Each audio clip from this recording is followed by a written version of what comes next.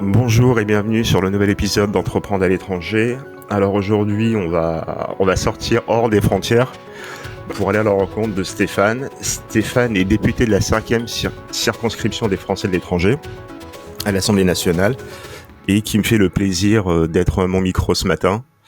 Donc du coup, Stéphane, bienvenue. Merci d'être là et je vais te laisser te présenter. Bonjour Alim, merci à toi et à tous les auditeurs de ce podcast. Merci à toi pour ce moment d'échange.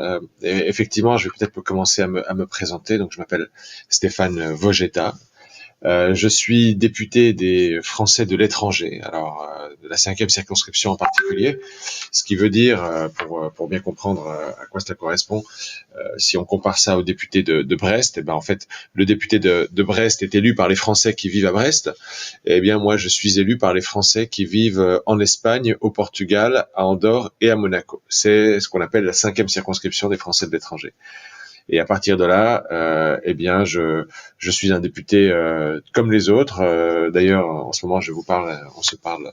Je suis à Paris, là, dans mon bureau à l'Assemblée nationale, même si je continue à vivre comme tous les autres députés dans ma circonscription, et donc je vis au quotidien, en tout cas le week-end à Madrid, où vit d'ailleurs ma famille. Merci. J'adore que tu fasses la comparaison entre la 5e circonscription et Brest. Comment ça se passe au quotidien pour un député comme toi qui doit être au contact des administrés à Monaco, à Andorre, au Portugal, en Espagne?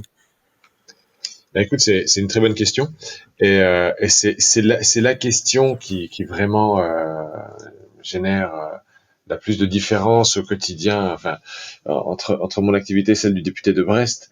Effectivement, le député de Brest, il vit dans une circonscription qui géographiquement est beaucoup plus restreinte que la mienne. D'accord? Le député de Brest, allez, il y a plusieurs circonscriptions à Brest, ou dans le Finistère, mais on va dire qu'un député français moyen couvre un territoire, une circonscription qui fait quelques dizaines de kilomètres carrés, et grosso modo, s'il prend sa voiture, il peut parcourir sa circonscription du nord au sud ou d'est en ouest on va dire une demi-heure. D'accord. Moi, effectivement, dans ma circonscription, en plus, ce député moyen français, il aura peut-être une ville moyenne dans sa circonscription, c'est-à-dire une ville de 30, 40, 50 000 habitants, et beaucoup plus de petites villes, de pouvoirs de villages et de hameaux. Donc moi, en l'occurrence, j'ai 4 pays, donc, comme tu l'as dit. Parmi ces 4 pays, il y a quelques grandes capitales européennes, Madrid, Lisbonne, mais je rajoute aussi Barcelone, qui est également une capitale européenne. On a d'autres capitales également qui sont Andorre-la-Vieille et Monaco. Et puis, dans la catégorie des petites villes de ma circonscription, aux plus petites villes, j'ai quand même des villes comme Porto, Malaga, Séville, Alicante, Valence, qui sont de très grandes villes, des métropoles, et donc, mais où sont quand même installés les Français. Et d'un des points de comparaison, dans ma circonscription et dans la circonscription du français moyen, du député français moyen, on a également, grosso modo, le même nombre d'électeurs, autour de 100 000. D'accord. 100 000 électeurs, donc j'ai 150 000 Français qui vivent officiellement dans la 5e circonscription et 100 000 ou 120 000 qui sont inscrits sur les listes électorales. Donc, effectivement, pour lui, c'est quand même plus simple d'être au contact de ses administrés. C'est-à-dire, le député de Brest sort de sa permanence, sort dans la rue. La première personne qu'il va croiser dans la rue est un Français. La deuxième est un Français. La troisième est un Français. Le quatrième sera sans doute un Français. Peut-être que le septième ou le huitième sera un touriste, mais c'est pas certain, etc., etc. Moi, je sors dans la rue à Madrid, en sortant de chez moi ou de ma permanence à Madrid, les 20 premières personnes que je vais croiser vont être des Espagnols ou des touristes étrangers, mais il serait assez surprenant que je croise un Français. Donc du coup, j'ai pas non plus de marché où je peux aller le samedi matin où je serai sûr de croiser tous les Français du coin ou voir beaucoup de Français rassemblés. Donc forcément, par rapport et j'en parle souvent avec eux, mais par rapport à mes collègues députés français de l'Hexagone, je table beaucoup plus sur les réseaux sociaux et les moyens de communication électronique pour être au contact avec mes administrés. Ça veut dire que je suis quand même beaucoup plus présent si je fais un benchmark, c'est la réalité, beaucoup plus présent et beaucoup plus actif que mes collègues sur les réseaux sociaux, donc Facebook en particulier, Instagram dans une certaine mesure, à savoir les réseaux sociaux où il peut y avoir une certaine interaction, mais LinkedIn également, c'est un réseau que je valorise énormément. Et plus encore, je suis encore plus attentif à être répondant et responsif sur les moyens d'interaction électronique, en particulier le courrier électronique. J'essaie d'envoyer des courriels régulièrement à mes administrés, et c'est vrai que j'ai accès à l'intégralité des adresses email renseignées des électeurs de la circonscription. Bon, tous ne permettent pas que ces adresses email soient partagées avec les intervenants du monde politique, mais tu vois, sur mes 110 000 électeurs, j'ai les adresses mail de 70 000 personnes, et depuis que je leur ai écrit, seulement 5 000 se sont désabonnés, donc j'ai 65 000 personnes qui reçoivent chaque 15 jours, on va dire, un email de ma part, et auquel ils peuvent bien sûr répondre, et en cas de réponse, j'y répondrai. Mais là encore, je trouve que le mail est souvent pas une réponse un moyen très satisfaisant de communiquer. Ça reste un moyen plutôt froid et auquel on n'a pas l'habitude d'avoir recours pour des conversations de tous les jours, on va dire, surtout quand c'est avec une personne qu'on ne connaît pas forcément, une figure d'autorité comme un député. Donc, pour le dire autrement, les gens n'osent pas vraiment m'écrire par mail, ou alors il faut vraiment qu'ils soient poussés à bout par des situations ou avec un besoin d'interpellation très très marqué. Alors, ce que j'ai fait, c'est que j'ai créé un système que j'appelle une ligne directe WhatsApp. À savoir, j'ai à chaque mail que j'envoie donc à ces 65 000 personnes qui font partie de ma circonscription, je commence par leur dire qu'ils peuvent aussi me contacter sur WhatsApp. Donc, j'ai inclus un petit bouton très simple. Cliquant dessus, ça ouvre une fenêtre, soit sur leur mobile, soit sur leur PC ou Mac, et ils peuvent m'envoyer directement un message. En général, je leur demande de me dire bonjour, et à partir de là, moi, je les salue, et je les inscris directement sur des listes de distribution. Pas sur des groupes WhatsApp, attention, parce que sur les groupes, en fait, en général, c'est pénible, on est souvent soumis à du spam, on voit qui sont les uns les autres, qui sont également inscrits sur ces groupes. Donc c'est pas très attirant. Moi, je les inscris sur des listes de distribution qui ont la même limite numérique que les groupes de WhatsApp, à savoir 256 personnes maximum. Mais une fois que j'ai une liste de distribution, je peux envoyer régulièrement des messages, des informations, par exemple, à cette liste de distribution. Et donc ces personnes-là reçoivent régulièrement des messages de ma part qui essayent d'être informatifs, bref, pas trop réguliers, histoire de pas trop donner une sensation de spam. Mais du coup, ça crée un dialogue parce que, et ça je l'ai noté, mes concitoyens, mes compatriotes réagissent beaucoup plus, et j'ai un taux de réponse beaucoup plus important quand j'envoie des messages à des milliers de personnes sur WhatsApp que quand j'envoie des messages par mail. Et surtout, l'interaction est beaucoup plus naturelle, et les gens se lâchent un peu plus et ne partagent pas uniquement des lettres rédigées à grands coups de Word et de correcteurs d'orthographe, mais me donnent souvent du vécu, des ressentis, des informations qui me permettent d'avoir vraiment le pouls sur ce que pense et ce que ressent un peu la communauté des Français de ma circonscription. Donc ça, c'est vraiment quelque chose qui me différencie énormément du député moyen, on va dire, des Français de l'Hexagone, mais ça me différencie aussi des 10 autres députés des Français de l'étranger, puisque ce système de WhatsApp, je pense être le seul à l'avoir mis en place, et je pense sincèrement que ça me donne un énorme avantage en termes de proximité. J'ai vraiment des retours très positifs de mes compatriotes sur la proximité et la sensation d'intérêt que cela démontre. Grosso modo, un message que je reçois hyper souvent de la part de mes compatriotes, donc établis en Espagne, Portugal, Andorre et Monaco, c'est-à-dire pour la première fois, j'ai l'impression que mes responsables politiques ou mes élus s'intéressent à moi. Ben, ça tombe bien, c'est exactement ce que j'ai envie de faire passer. C'est le fait que j'ai envie de m'intéresser au quotidien des gens, et je reconnais que ces nouveaux modes de communication sont les modes de communication que maintenant les gens, pour simplifier, utilisent dans leur vie du quotidien, et que soit nous, les hommes politiques, on s'adapte à ces nouveaux modes de communication, et du coup on réussit à établir un dialogue, soit on ne s'y adapte pas, on reste sur les vieilles méthodes. On est grosso modo, on distribue des tracts à la sortie des églises ou sur les marchés, et on loupe une énorme fenêtre d'échange et de compréhension avec la communauté.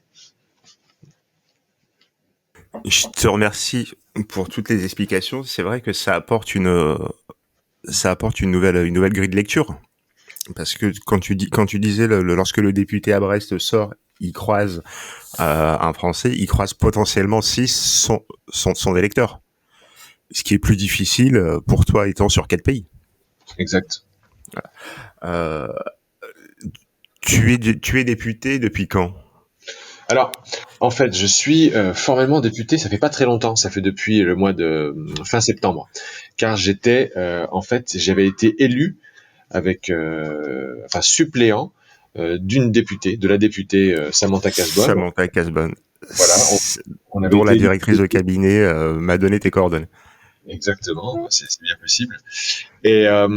Et donc Samantha et moi, avions été élus. Vous savez tu sais qu'en France, toi et les auditeurs, vous savez qu'en France, le système électoral est tel que les législatives, on n'élit pas une liste, on n'élit pas un parti, on élit un candidat dans chaque circonscription, et ce candidat ou cette candidate doit être élu avec un suppléant ou une suppléante, et ce suppléant n'a pas d'autre rôle que celui de remplacer le ou la députée le jour où celle-ci ou celui-ci ou bien décède, ça arrive, ou bien devient ministre ou secrétaire d'État, à savoir passe au gouvernement, et ça arrive aussi, ou bien, troisième configuration, ou bien est élu à un autre mandat local en général ou national, qui est incompatible avec le mandat de député depuis la loi de 2014. Et dans ce cas-là, dans ces trois configurations, effectivement, le suppléant remplace le titulaire. Et ça a été le cas en ce qui nous concerne, puisque Samantha Cazbonne, donc mon ancienne titulaire, a gagné l'élection des sénateurs des Français de l'étranger au mois de septembre dernier. Et donc immédiatement, et comme la loi le prévoit, je l'ai remplacé puisque j'avais été élu à ce titre. C'est exactement ça. Bah, du coup, non, mais comment dire, je vais te laisser l'expliquer, que tu l'expliques toi. Parce que moi, du coup, j'avais échangé avec Madame Cazbonne il y a quelques mois. Oui. C'était prévu qu'on ait un échange. Et bah, après, l'info m'est passée sous le nez. Et en fin d'année, j'ai repris contact avec elle. Oui. Et c'est là où elle m'avait appris qu'elle était plus députée mais sénatrice. Exactement. Et elle m'avait donné, et puis là dernièrement, il y a moins de 2 semaines, où j'avais eu de nouveau un échange avec son cabinet, et elle m'avait dit le plus simple, c'est que tu contactes Stéphane Vogetta, que je connaissais pas du tout, et qui me dit sur les questions liées à l'expatriation et à l'entrepreneuriat, il a beaucoup plus d'expérience que moi. Et c'est pour revenir à ce que tu disais, effectivement, tu es très réactif par email. Ouais. Mais tu sais, moi j'ai une vision, effectivement, on va parler de mon profil et de mon expérience, je pense, mais en fait, être un homme politique, je me considère pas comme un homme politique, hein, je suis pas un professionnel de ça, j'ai travaillé dans le secteur privé toute ma vie, et j'y retournerai quand je ne serai plus élu, d'accord.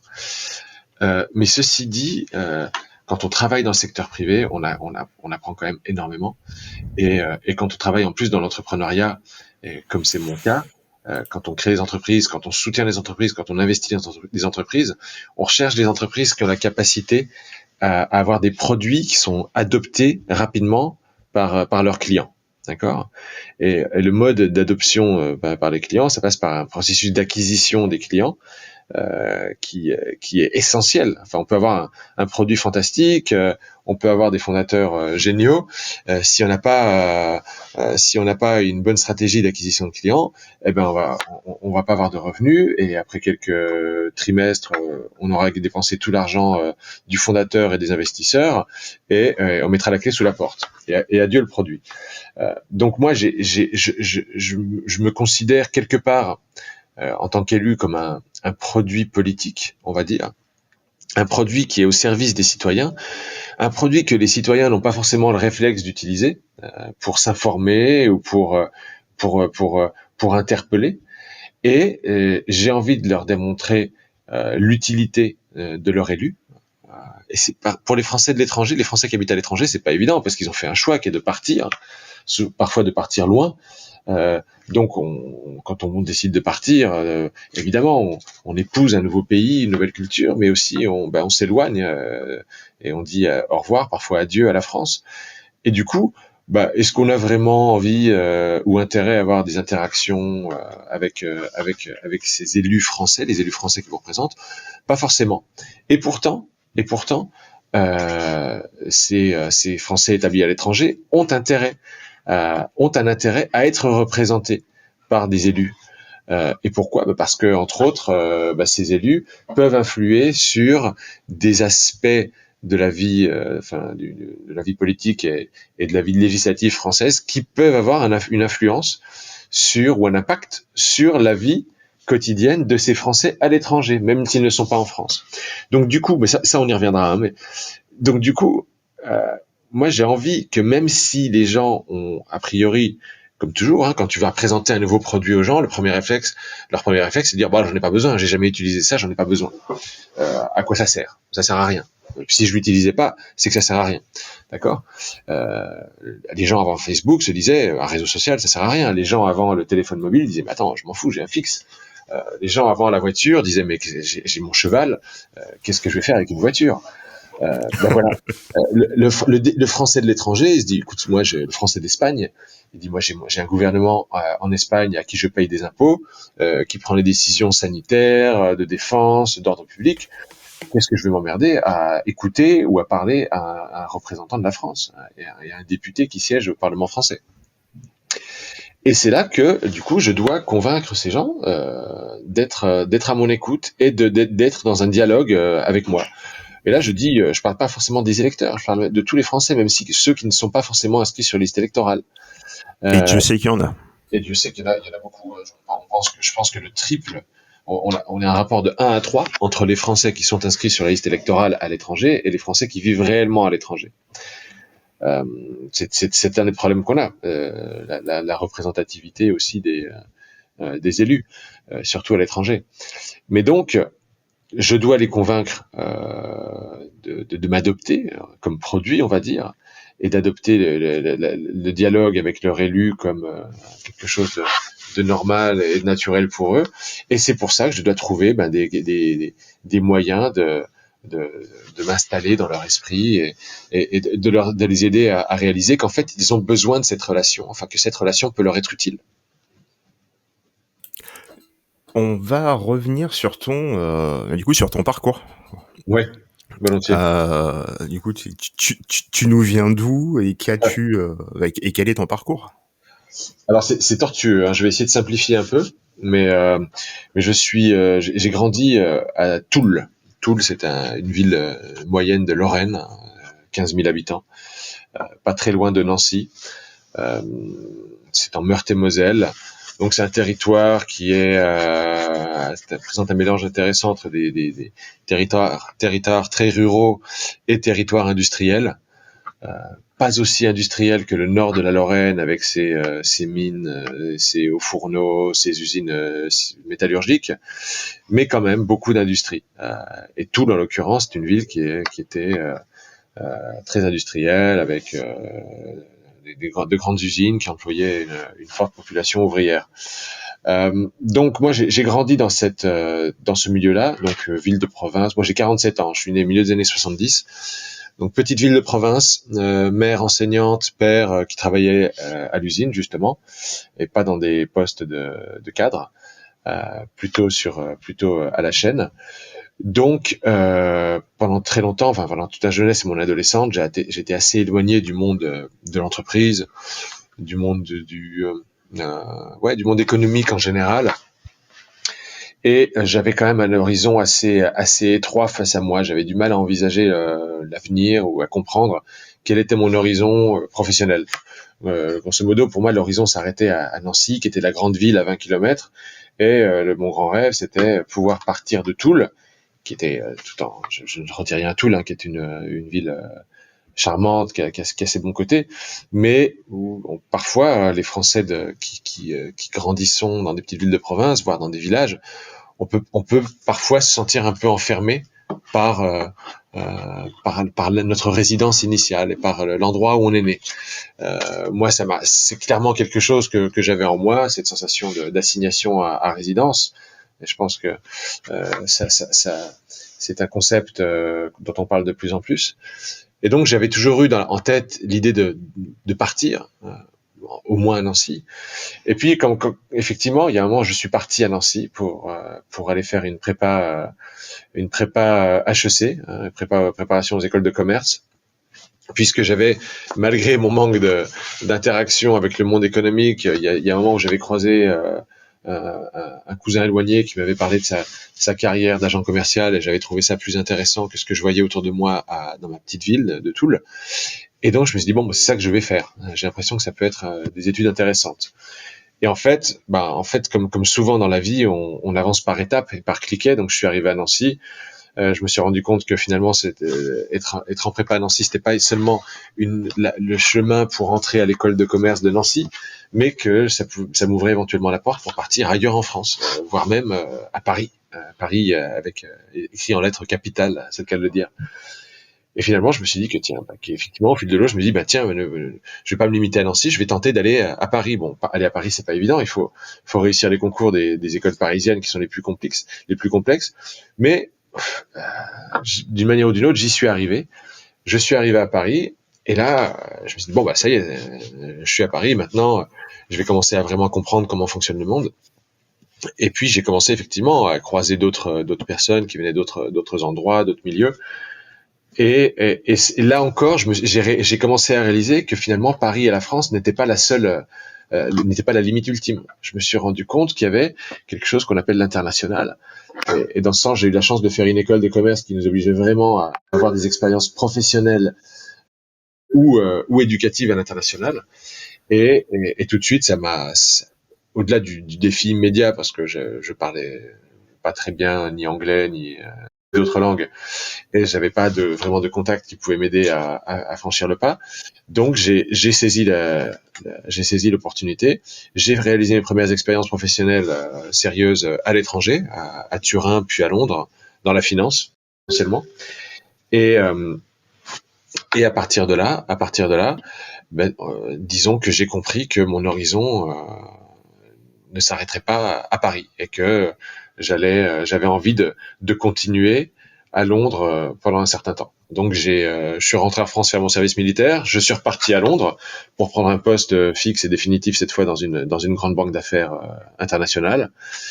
Et c'est là vraiment que j'ai commencé à apprendre. Enfin, ce que j'avais pu apprendre jusque-là académiquement, et même dans le cadre d'une école de commerce, c'est la théorie, mais c'est dans le cadre de cette banque d'affaires et dans mon travail de conseil en stratégie et fusion-acquisition que j'ai vraiment appris comment fonctionnait l'économie, les marchés, le monde, la prise de décision à un niveau élevé, que ce soit au niveau entrepreneurial ou au niveau politique.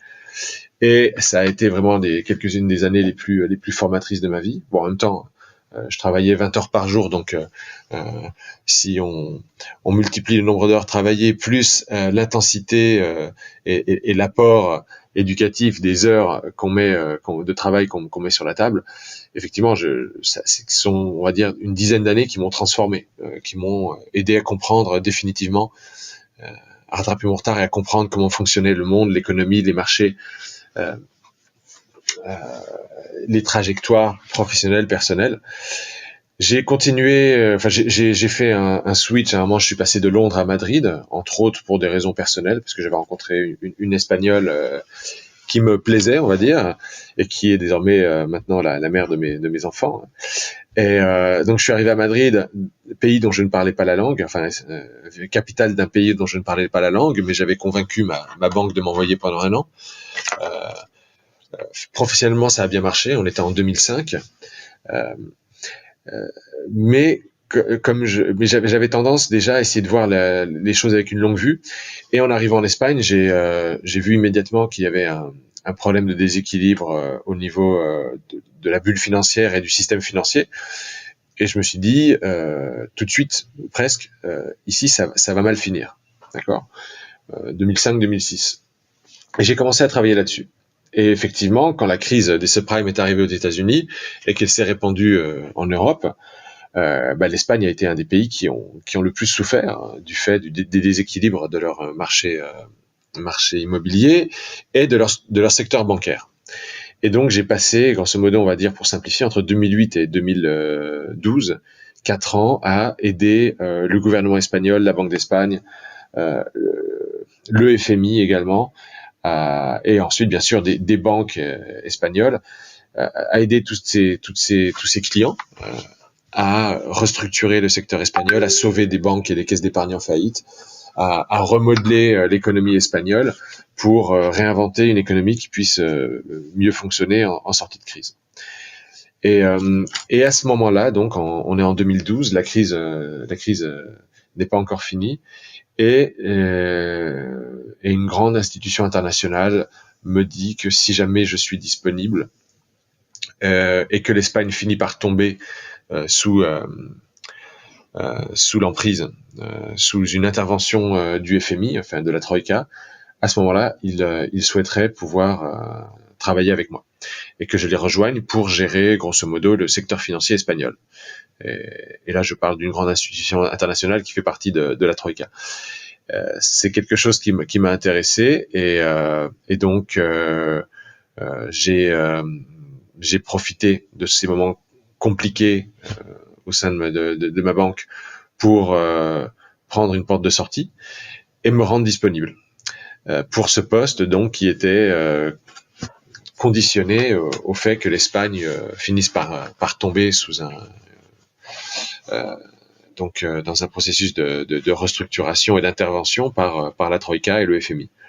Je suis donc sorti de ma banque printemps 2012 et l'Espagne était vraiment en train de s'effondrer. Et puis finalement, Mario Draghi, heureusement, a sauvé l'euro, l'Europe et l'Espagne et l'économie espagnole. Mais du coup, m'a enlevé le plan que j'avais en tête et le job que j'avais en tête pour la prochaine étape. Donc je me suis retrouvé 2012, on va dire dans pas dans la rue, hein, mais dans la pire crise économique qu'avaient connue l'Espagne et l'Europe sur les 30 dernières années à l'époque, sans emploi, et je me suis dit bon, écoute, c'est l'occasion. J'ai toujours eu envie d'entreprendre et d'être indépendant après une quinzaine d'années dans une grande banque. Je me suis dit c'est l'occasion. Voilà, c'est le karma. Je suis indépendant. J'ai une opportunité face à moi. C'est pas évident parce que le marché n'est pas porteur, mais je vais tenter de faire quelque chose. Bon. Et j'ai lancé une activité. In fine, je me suis posé des questions. Est-ce que je rentre à Paris? Est-ce que je retourne à Londres, etc. J'ai eu quelques mois de tests. Et puis finalement, ma décision finale a été de lancer une activité de conseil indépendant. Donc c'est ce que j'ai fait. J'ai lancé une activité de conseil indépendant, mais surtout, ce que j'ai fait, ce qui a vraiment changé ma vie, c'est que j'ai commencé aussi à investir de manière plus structurée dans des startups en particulier. Voilà. Donc, et là pour simplifier, ça fait donc 10 ans maintenant que j'ai quitté le monde de la grande entreprise. J'ai de moins en moins fait de conseils indépendants. J'ai participé à des créations d'entreprises, souvent avec des associés, dont une entreprise qui s'appelait Key Capital Partners, qui faisait justement entre autres du conseil pour grandes sociétés et gouvernements, qui a très bien marché, dont j'ai revendu les parts à mes associés il y a quelques années, puisqu'on n'était plus alignés sur tous les objectifs stratégiques de la société. Mais en parallèle, j'avais d'autres activités qui étaient à moi ou qui étaient partagées avec d'autres associés, mais qui tournaient de plus en plus autour du monde de l'entrepreneuriat et des startups. Et donc, si je devais vraiment résumer en un mot ce que j'étais une semaine avant de devenir député, eh bien, il y a 6 mois, j'étais, allez, on va dire un business angel et un influenceur du monde de l'entrepreneuriat. À savoir que parfois, je soutenais aussi des projets entrepreneuriaux sans forcément m'y impliquer en termes d'investissement, mais parfois pour faire profiter les gens de mon expérience. C'est comment dire, est-ce qu'il y a eu un choc entre le fait de quitter de grandes banques, de devenir indépendant, et un autre choc qui est de quitter tes fonctions pour devenir député?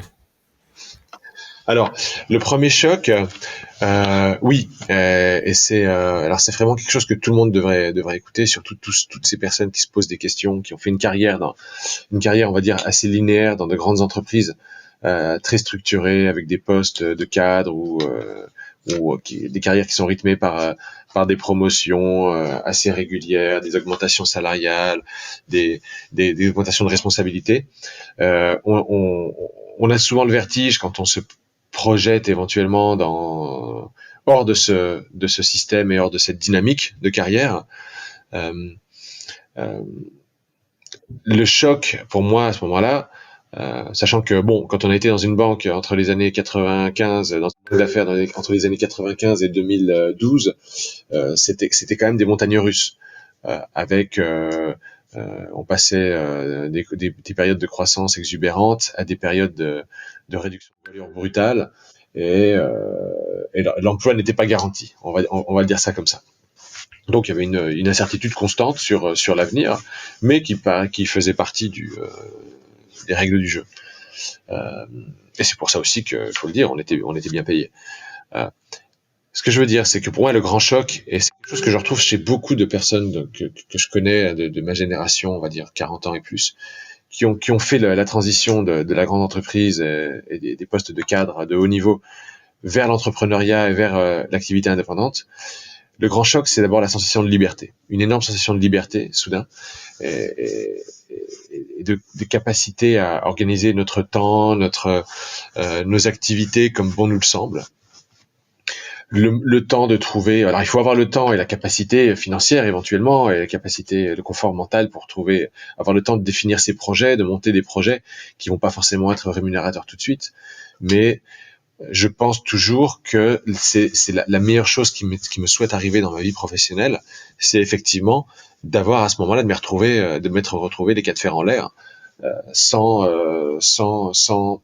plan de carrière défini. À ce moment-là, alors en 2012, j'avais 37 ans, et je me suis dit, effectivement, au début, on se pose des questions forcément, mais je me suis très rapidement dit que c'était une opportunité extraordinaire de construire la phase suivante de ma vie à ma manière, avec sur des codes un peu différents de ceux que j'ai pu connaître dans la grande banque internationale de la City. Et surtout aussi en multipliant les formes d'activité. Et ce que j'ai toujours fait depuis, c'est avoir en permanence plusieurs cordes à mon arc et essayer d'organiser mes journées en répartissant mon temps de la manière la plus adéquate possible entre des activités qui peuvent parfois être très différentes.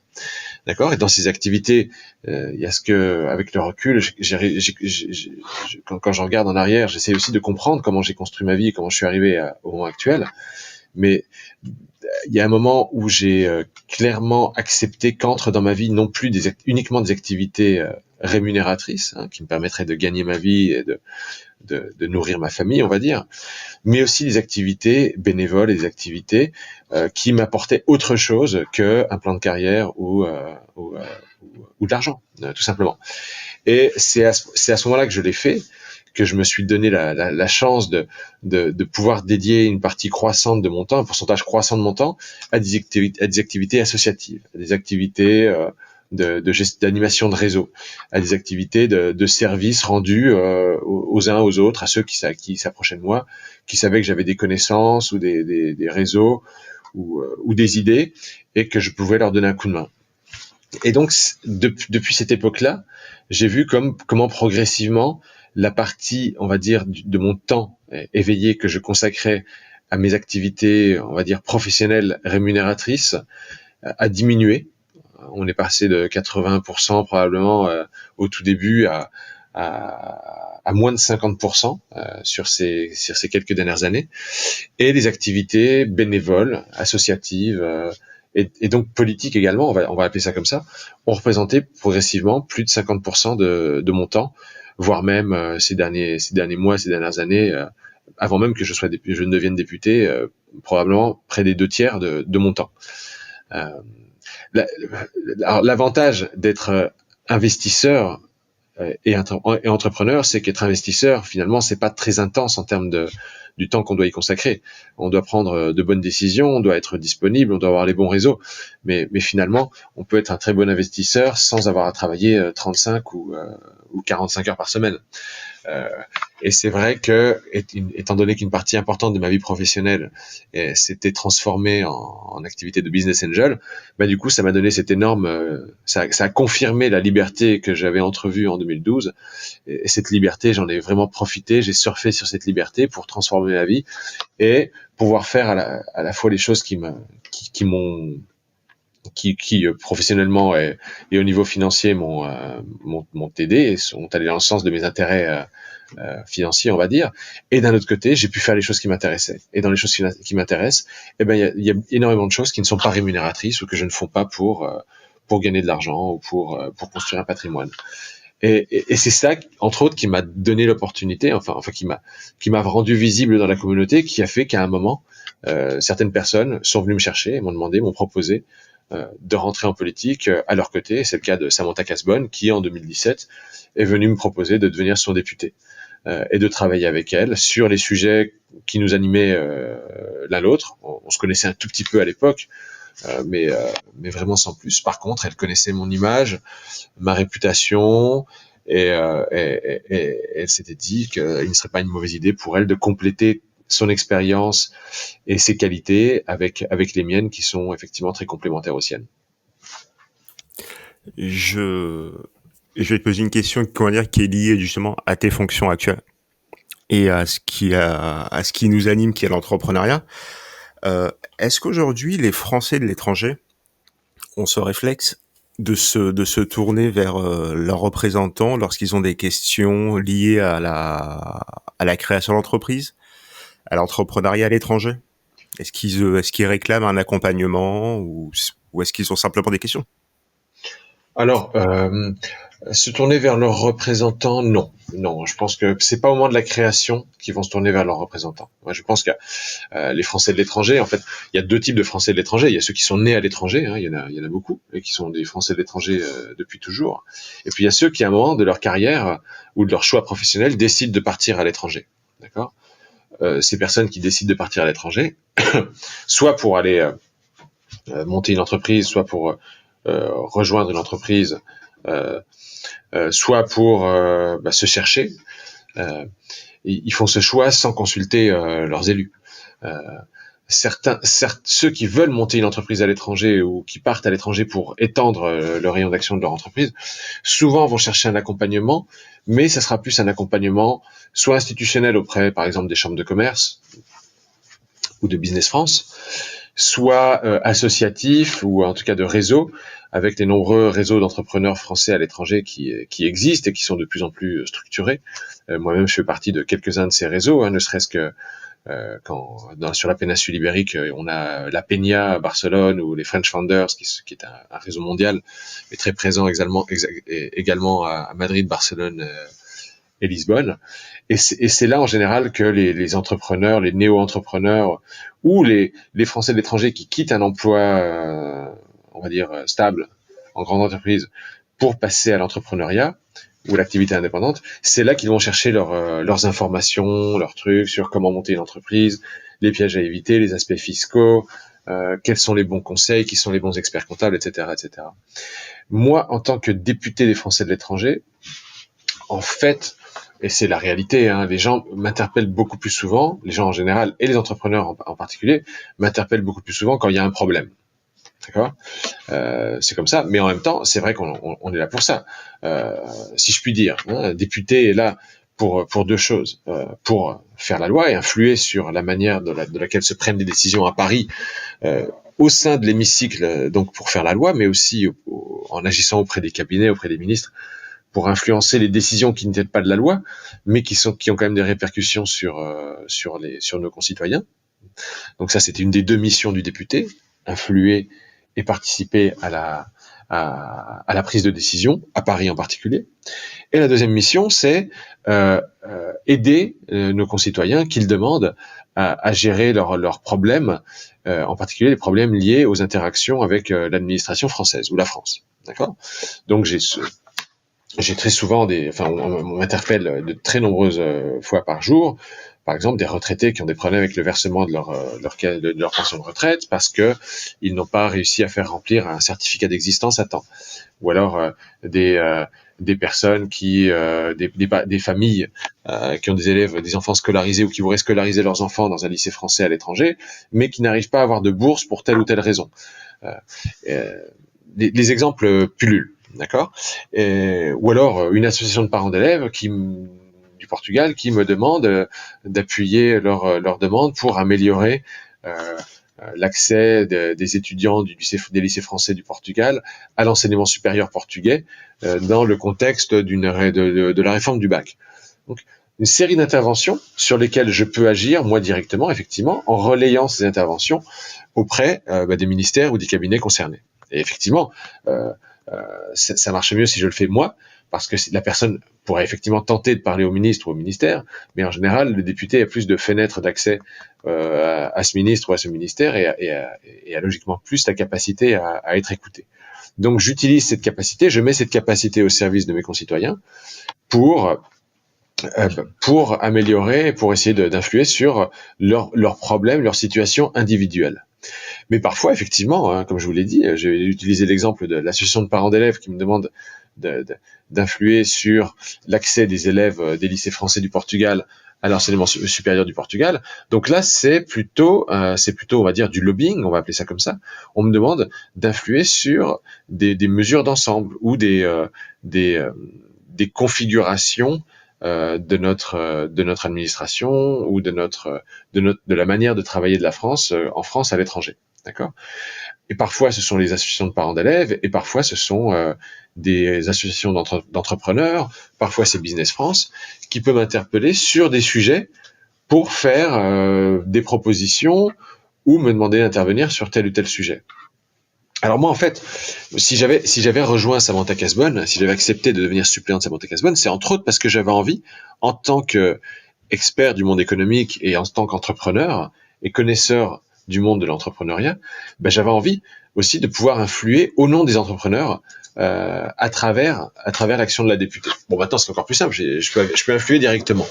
Alors, sur quoi est-ce qu'on m'a demandé d'influer, sur quoi j'ai voulu influer depuis le début ? Moi, depuis le début, j'avais une vision des choses qui était que le Français qui entreprend à l'étranger est un entrepreneur et il reste un entrepreneur français. D'accord ?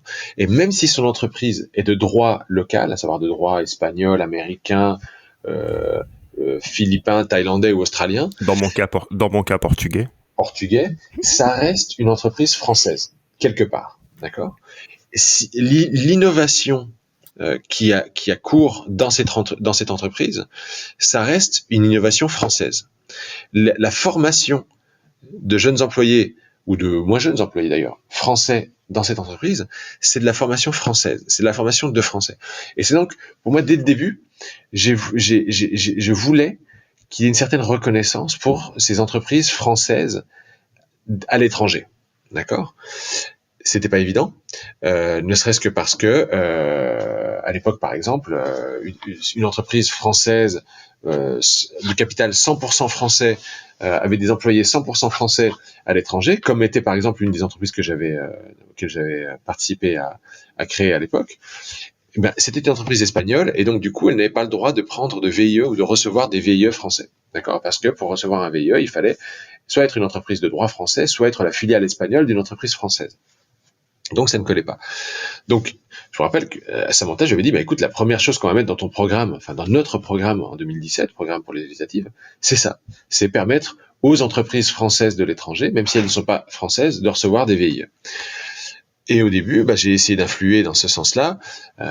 J'ai organisé des premières réunions à Madrid, je me rappelle, avec les chambres de commerce, Business France, des entrepreneurs, etc. Et depuis, on a parcouru du chemin. Et récemment, donc il y a quelques mois, et une des personnes que j'avais invitées à cette première réunion, qui était le président pour l'Espagne des conseils du commerce extérieur de la France, m'a confirmé que finalement, les conseils du commerce extérieur de la France et le regroupement international des chambres de commerce allaient travailler ensemble sur la labellisation, la création du label EFE, Entreprises françaises de l'étranger, et la labellisation donc de certaines entreprises qui recevraient ce label, en fonction de certains critères, évidemment de proximité à la France, qui recevraient ce label et premier effet immédiat, une fois reçu ce label, elles auraient le droit de recevoir des VIE français. Donc voilà, mon projet de 2017 était donc devenu réalité. Et donc maintenant, effectivement, dans les autres projets que j'ai en tête et dans les autres ambitions que j'ai en tête, et ça vient aussi des interpellations que j'ai reçues de la part des entrepreneurs français de l'étranger. Et c'est vrai que j'ai été récemment interpellé pendant la crise Covid, parce qu'il y a beaucoup d'entrepreneurs, mais en particulier des gros entrepreneurs, mais aussi des petits entrepreneurs, des indépendants, des auto-entrepreneurs, qui ont connu de grosses difficultés pendant la crise Covid, parce que leur activité souvent s'est arrêtée du jour au lendemain, et que les aides locales, que ce soit en Espagne ou au Portugal par exemple, n'étaient souvent pas suffisantes, et en tout cas pas comparables à ce qu'ils auraient reçu s'ils avaient été en France. D'accord ? Donc là, il y a eu des interpellations auprès de moi, de Samantha Cazbonne, mais auprès des autres députés français de l'étranger et des sénateurs, pour aller dans le sens d'un soutien de la France aux entrepreneurs français de l'étranger. Alors, là c'est pas simple, parce que la réponse n'est pas évidente. Quand on est entrepreneur, quand on entreprend, il y a un élément essentiel de l'entrepreneuriat et de la mentalité qui est la prise de risque. On prend un risque, on prend notre risque. On va y dédier notre temps, on va abandonner un job qui nous payait peut-être un salaire, qui nous permettait de payer notre loyer ou notre hypothèque. Là, on décide de monter une entreprise, d'y consacrer une part de notre patrimoine, l'essentiel de notre temps, et parfois même, on décide de le faire hors de France. On prend des risques, et les risques, les entrepreneurs sont les premiers à le savoir, et les risques, on les assume face à l'échec, et parfois, et heureusement souvent, face aussi à la réussite. En l'occurrence, il est pas évident pour la France de soutenir systématiquement des Français qui sont partis à l'étranger, face à tous les problèmes qu'ils peuvent rencontrer à l'étranger. La France soutient et a soutenu énormément les Français de l'étranger pendant la crise, notamment en débloquant plus de 200 millions d'euros d'aide à l'enseignement, d'aide sociale pour les personnes en détresse sociale, et parfois même d'aide pour les auto-entrepreneurs qui ont vu leurs activités gravement affectées pendant la crise. Mais c'est vrai que la France ne peut pas systématiquement prêter de la trésorerie à des entreprises étrangères, même si elles sont gérées par des Français. D'accord ? En tout cas, c'était clairement impossible au moment de la crise Covid, parce qu'on n'avait pas en place la législation ou les outils qui permettaient de le faire. Moi, ce que j'ai fait là maintenant comme député, ma première action en tant que député, ou ma deuxième action en tant que député des Français de l'étranger, ça a été de prendre la parole dans l'hémicycle et de demander une extension. Maintenant qu'on a ce label EFE, entreprise et entrepreneurs français à l'étranger, je souhaite qu'on amplifie la gamme des soutiens que la France pourrait apporter à ces EFE. D'accord ? Et là, je parle pas forcément de donner des subventions. Enfin, les entrepreneurs, en général, ne demandent pas des subventions ou des aides. Ils connaissent les règles du jeu. On entreprend, on risque. Quand on risque, soit on gagne, soit on perd. C'est la vie. C'est la vie de l'entrepreneur.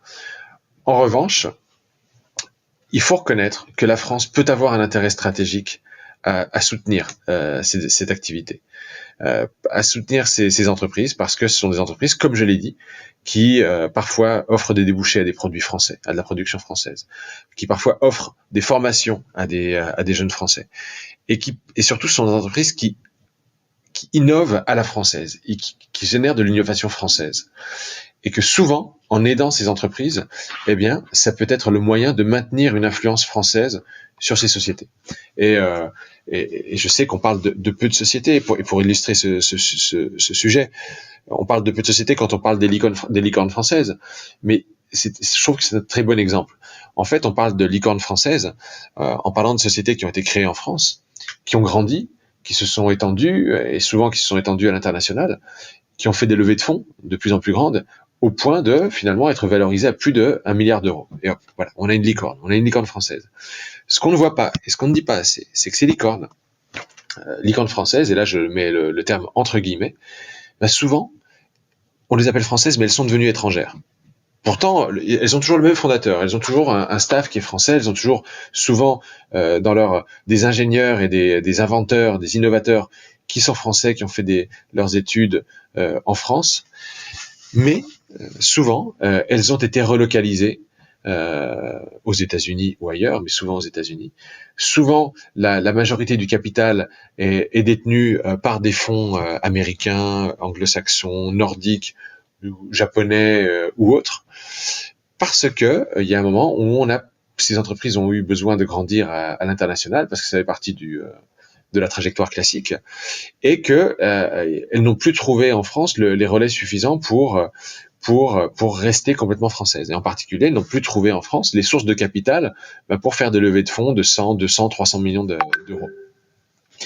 C'est à ce moment-là que les grands fonds américains ou les SoftBank ou autres sont là avec des chéquiers énormes, sans commune mesure avec les chéquiers des fonds français, et disent nous on vous donne ces 300 millions d'euros, enfin on vous les donne, on investit.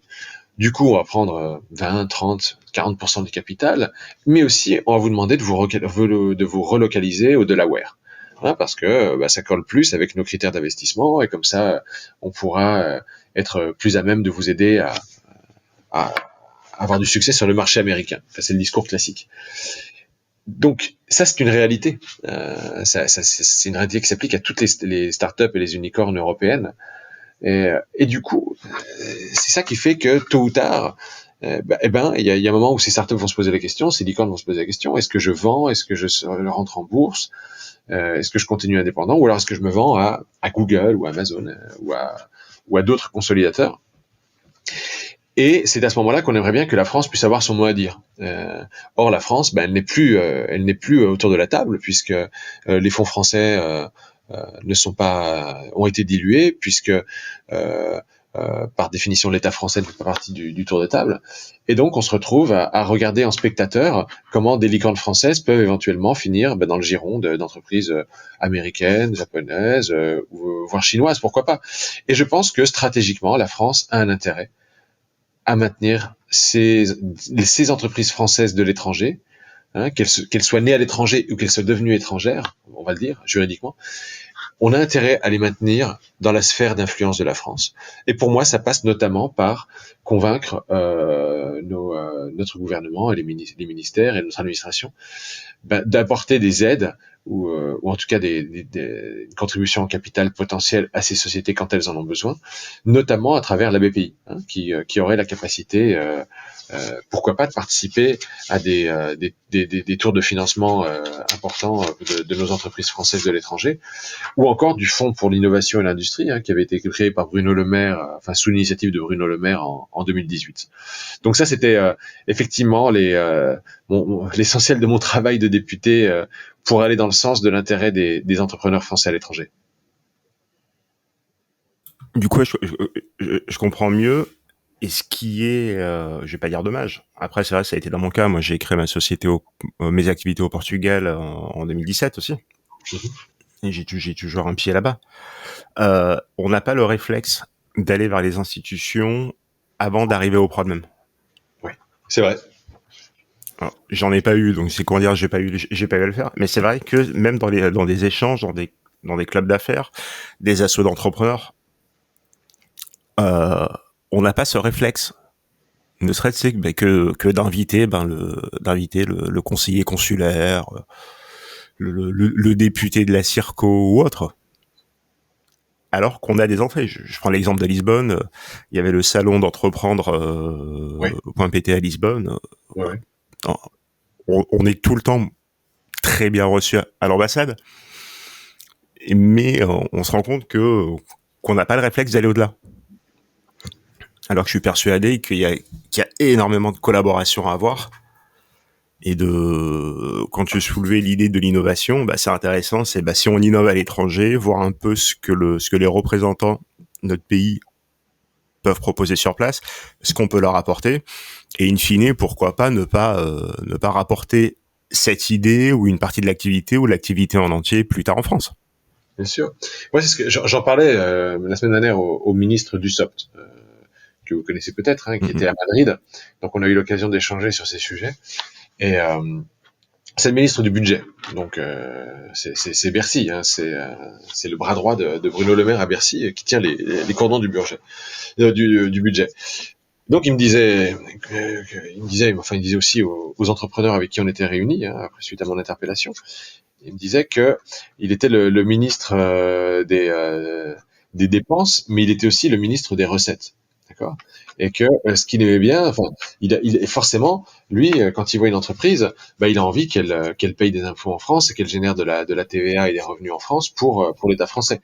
Et que logiquement, il est logique que l'État français et que le budget français soit mis au service d'entreprises qui ont un impact favorable sur les finances publiques françaises, sur la balance commerciale française, etc., etc. Souvent, quand on parle d'entreprises françaises de l'étranger, ce sont des entreprises qui ne payent pas d'impôts en France et qui n'ont pas un impact positif, voire même qui pourraient avoir un impact négatif sur la balance commerciale française si jamais elles devaient exporter une partie de leurs produits vers la France. D'accord, produits ou services. Donc, effectivement, ça rend plus difficile ma tâche, moi, à l'heure de demander à l'État de vous soutenir, vous les entrepreneurs français de l'étranger. Mais ceci dit, on sait comme partout, il suffit pas de demander, il faut aussi démontrer et convaincre.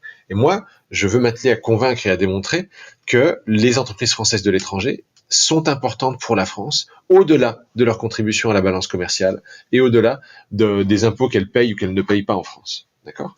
Elles sont importantes pour la France, et je vous ai dit pourquoi. Pour des sujets stratégiques qui ont à voir avec l'innovation, la formation, l'ouverture au monde, l'internationalisation de notre économie et de nos entreprises. Et c'est pour ça que je pense que la France a intérêt à soutenir ce tissu entrepreneurial français à l'étranger. Après, effectivement, il faut aussi avoir le réflexe, quand on est français à l'étranger, de se dire, bon, peut-être qu'un jour, j'irai voir la France quand ça ira mal, mais du coup, il faut aussi aller voir la France quand ça va bien, et essayer justement de rendre un peu, peut-être par avance du coup, à la France ce qu'on pourrait lui demander. Et c'est pour ça que j'encourage toujours les entrepreneurs français de l'étranger à participer à l'écosystème français à l'étranger, à participer au French Tech, à ouvrir des French Tech, à réseauter pour ensemble aider les nouveaux arrivants, par exemple, ou pour créer des synergies entre nous, des synergies commerciales, mais aussi des synergies en termes de formation, des synergies qui aident du coup les Français qui n'ont pas forcément d'emploi à l'étranger, mais peut-être à retrouver ou à se transformer pour retrouver un emploi dans l'écosystème français entrepreneurial à l'étranger. Donc, je pense qu'il y a des choses à faire, mais il y a aussi un aspect donnant-donnant, puisqu'à l'évidence, moi je ne convaincrai jamais la France de signer des chèques en blanc pour des entreprises françaises à l'étranger sur lesquelles il y aurait aucun intérêt direct ou indirect pour la France. Même si je suis plutôt bon négociateur et que j'arrive à trouver des arguments, je pense que ça va au-delà de mes capacités. Et on arrive à la fin de l'échange.